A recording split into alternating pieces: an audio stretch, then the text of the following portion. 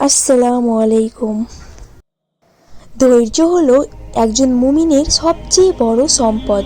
আজকের ভিডিওতে আমরা জানব ধৈর্য ধরার ইসলামিক উপায়। ১. ধৈর্যের ফজিলত। কুরআনে আল্লাহ তাআলা বলেন, নিশ্চয় আল্লাহ ধৈর্যশীলদের সঙ্গে আছেন। সূরা বাকারা ১৫৩। ধৈর্য মানে শুধু কষ্ট সহ্য করা নয়, বরং আল্লাহর উপর ভরসা রাখা এবং তার সিদ্ধান্ত মেনে চলা। ২. ধৈর্য ধরার উপায়। ধৈর্য ধরার জন্য কি করতে হবে? আল্লাহর উপর বিশ্বাস রাখুন।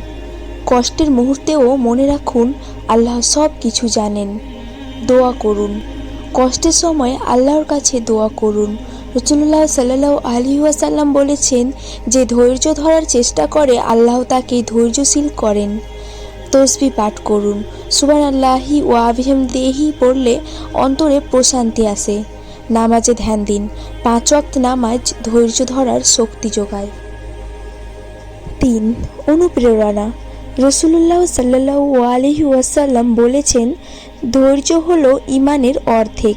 কষ্টের পরই সুখ আসে, তাই কখনো ধৈর্য হারাবেন না। আল্লাহ তাআলা আমাদের সবাইকে ধৈর্য ধরার তৌফিক দান করুন। যদি ভিডিওটি ভালো লাগে তবে লাইক করুন, শেয়ার করুন এবং আমাদের চ্যানেল সাবস্ক্রাইব করতে ভুলবেন না। আসসালামু আলাইকুম।